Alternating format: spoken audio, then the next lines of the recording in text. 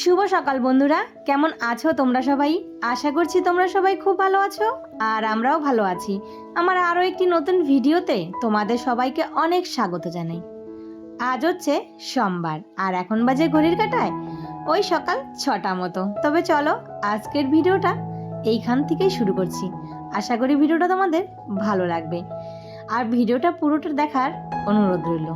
আমার এই ভিডিওটা যদি তোমাদের ভালো লেগে থাকে বন্ধুরা, তাহলে কিন্তু একটা লাইক কমেন্ট শেয়ার করে দিও আর চ্যানেলটা সাবস্ক্রাইব করে আমার পাশে থেকো। রোজকার মতো এই যে ঘুম থেকে উঠেই সংসারের কাজে লেগে পড়েছি। আজ জানো তো 6টা বাজতে 15 মিনিট আগেই ঘুমটা ভেঙে গেছে। তারপর আর দেরি না করে তাড়াতাড়ি করে উঠে পড়লাম।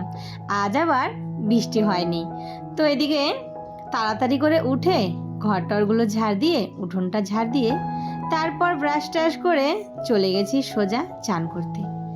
এর মধ্যে কিন্তু আমার চান হয়ে গেছে, পুজোটা দিয়ে সোজা এই যে ঘরে চলে এসেছি। তো এদিকে ঘরে এসে মুখে একটু ক্রিম আর চুলটা আঁচড়িয়ে নিচ্ছি।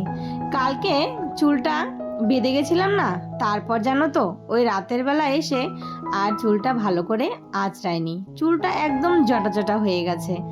আর এখন এই যে গরমের দিন, মানে চুলটা যদি বেঁধে রাখি না, ওই আজকে শ্যাম্পু করলে আজকেই যদি শ্যাম্পু করে চুলটা বেঁধে রেখে দেই, বাজ ওই সন্ধে হতে হতে চুলটা ঘেমে একদম বাজে একটা গন্ধ উঠে যায়। কিন্তু এই যে চুল ছেটে দিয়ে কাজ করা আমার পক্ষে একদমই সম্ভব না। যখন কাজটা সেরে একটু সময় পাই তখন ফ্যানের নিচে গিয়ে বসি, তখন চুলটা ছেড়ে দিই। তো এদিকে চলে আসলাম কিন্তু রান্নাঘরে এসে চিনির কৌটোটা খালি হয়ে গেছে, তো সেটা কিন্তু ঢেলে নিলাম। আর কাল রাতে এই যে হাজবেন্ড বিস্কুট এনেছে, আমার ছেলের এই বিস্কুটটা ভীষণ প্রিয়, চায়ের সঙ্গে খেতে কিন্তু বেশ ভালো লাগে। আর এই বিস্কুট জানো তো আমার ছেলেকে যদি দেওয়া হয় ওই 2 দিনেই শেষ করে দিবে। তো যে বিস্কুটটাও ঢেলে নিলাম, ওইদিকে কিন্তু চাও বসিয়েছি, চাটাও কিন্তু আমার হয়ে গেছে। আর সকাল সকাল চা না খেলে কাজে একদমই এনার্জি পাবো না। তো বন্ধুরা, তোমরা যারা এই যে আমার পরিবারে নতুন এসেছো তাদের কাছে একটাই অনুরোধ, তো আমার ভিডিওটাতে তোমরা লাইক কমেন্ট করে যাচ্ছ কিন্তু চ্যানেলটা সাবস্ক্রাইব করতে ভুলে যাচ্ছ। তো তোমাদের কাছে মানে একটাই অনুরোধ জানাচ্ছি, চ্যানেলটা অবশ্যই সাবস্ক্রাইব করে দিও। আর এই তোমাদের একটা লাইক কমেন্ট আর একটা সাবস্ক্রাইব কিন্তু আমার জন্য অনেকটাই দরকার, যাতে আমিও একটু এগিয়ে যেতে পারি আর ইউটিউবে নিজের জন্য একটু জায়গা তৈরি করে নিতে পারি। তো এই যে দেখো রান্নাঘরে এসে এইদিকে হাজব্যান্ডের টিফিনটা করে কিন্তু পাঠিয়ে দিয়েছি, তারপর লেগে পড়লাম রান্নার জোগাড় করতে। কালকে এই যে একটা কচু এনেছে, তো আজকে না ভেবেছি যে কচু দিয়ে ইলিশ মাছের মাথা দিয়ে শাক করব। আর এই শাকটা যদি রেখে দেই তাহলে শুকিয়ে যাবে, তাহলে কিন্তু খেতে আর ভালো লাগবে না। আর এখন টাটকা আছে, খেতে কিন্তু বেশ ভালো লাগবে। আর এই যে ইলিশ মাছের মাথা দিয়ে কচু শাক খেতে তো দারুণ। তো হাজবেন্ড কালকে রাতেই বলে দিয়েছে কচু শাকটা আগে করে ফেলবে, না হলে ওটা শুকিয়ে গেলে তুমি আবার ওটা ফেলে দিবে। তাই আজকেই কচু শাকটা কিন্তু করে নেব। আর ঘরে ইলিশ মাছও আছে, মাথাটা আছে, তো মাথাটা দিয়ে কি করব, এই কচু শাকটাই করে ফেলি। এর মধ্যে কিন্তু আমার ভাতও হয়ে গেছে, এই যে ভাতটাও মাছ ধরতে বসিয়ে দিলাম। ওইদিকে কচু শাকটা ভালো করে ধুয়ে কেটে নিয়েছি, তারপর না কড়াইতে সেদ্ধ বসিয়ে দিয়েছি। আর এদিকে ভাতটা নামিয়ে চলে আসলাম এই যে বিছানাটা তুলতে। এদিকে ছেলেও ঘুম থেকে উঠে পড়েছে, আর এদিকে তাড়াতাড়ি করে বিছানাটা তুলে আবার চলে যাব রান্নার কাজে। এইদিকে শাকটা আমার সেদ্ধ হয়ে গেছে, শাকটা বসিয়ে দিয়েছি। আর এইদিকে মাছটা নুন আর হলুদ মেখে রেখে দিলাম। তো এখানে না আমি 5 পিস মাছ নিয়েছি, তো আজকে এইটুকুই রান্না করব। আর বাকি 5 পিস রেখে দিলাম, কালকে তো খাওয়া হবে না, কালকে হচ্ছে মঙ্গলবার নিরামিষ, সেটা বুধবারে খেয়ে নেব। আর এইদিকে আমার কচু শাকটাও একদম রেডি হয়ে গেছে। আর এই কচু শাকটা খেতে কিন্তু আজ বেশ ভালো হয়েছিল। নামানোর আগে না একটু চিনি দিয়েছিলাম, কেননা কচু শাকটা যদি একটু মিষ্টি মিষ্টি না হয় খেতে কিন্তু ভালো লাগে না। তো এদিকে মাছ ভাজাটাও বসিয়ে দিলাম।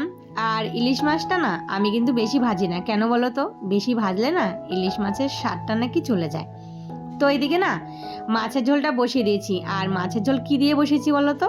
ওই যে কচু যে গোড়াটা ছিল ওই কচু দিয়ে আর আলু দিয়ে।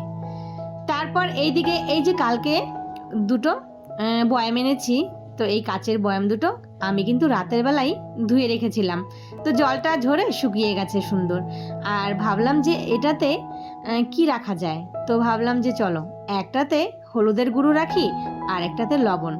আর এই কৌটো দুটো আমার এতটা ভালো লেগেছে, আমার মনে হচ্ছে যে আরও কয়টা যদি নিয়ে আসতে পারতাম তাহলে কিন্তু বেশ ভালো হতো। তো ভাবছি আবার যেদিন বাজারে যাব তো সেই দিন গিয়ে আরও বেশি করে কয়েকটা নিয়ে আসবো।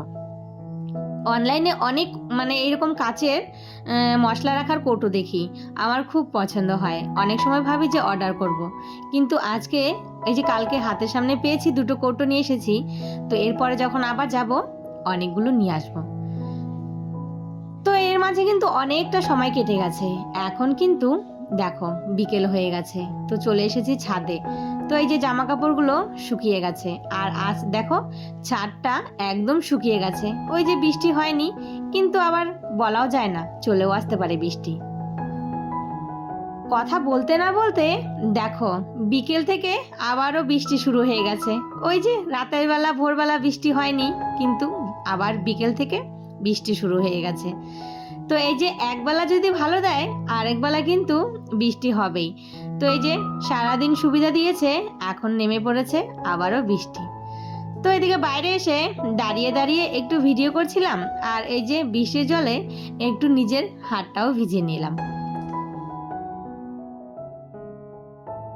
এরপর আরও কিছুটা সময় কেটে গেছে, তো সন্ধে টন্ধে দিয়ে ঘরে এসেছি। আর এইদিকে দুধটা সকালে জাল দিয়ে রেখেছিলাম, তো সেটা এখন ফ্রিজ থেকে বের করে একটু গরম করে এই যে ছেলে দুটোকে দিয়ে দিব। তো বড় ছেলেকে বললাম খাবি, বলল যে আমাকে দুটো বিস্কুট দিয়ে দাও। আর ছোট ছেলে বলল একটু মুড়ি দিয়ে দাও। তো এই যে দেখো দুধের মধ্যে একটু চিনি দিয়ে দিলাম, না হলে কিন্তু খেতে ভালো লাগবে না। এর মাঝে আরও কিছুটা সময় কেটে গেছে। এইদিকে বসে বসে কালকে কি রান্না করব সেই ভেবে সমস্ত সবজিগুলো দেখো সুন্দরভাবে গুছিয়ে কেটে নিয়েছি। এইদিকে করলা আর কারকল কেটেছি, ভাজি করব, একটা পাঁচমিশালি সবজি আর আলু পটলের তরকারি। তো ভাবলাম বসে বসে ভাবছিলাম যে কালকে কি রান্না করব। তো এইভাবে যদি বুদ্ধি খাটিয়ে সংসারের কাজগুলো গুছিয়ে করা যায় তাহলে সংসারটা কিন্তু সংসারের কাজগুলো কোনো কষ্টই হয় না করতে। তো এদিকে দেখো এই যে সবজিগুলো কেটে রেখে দিয়েছি, এগুলো এখন ফ্রিজে রেখে দেবো, কালকে বের করে ব্যাস রান্না করে নেব। আর কালকে তাহলে আমার রান্নাটাও কিন্তু তাড়াতাড়ি হয়ে যাবে। তো চলো বন্ধুরা, আজকের ভিডিওটা এখানেই শেষ করি, আবারও দেখা হবে।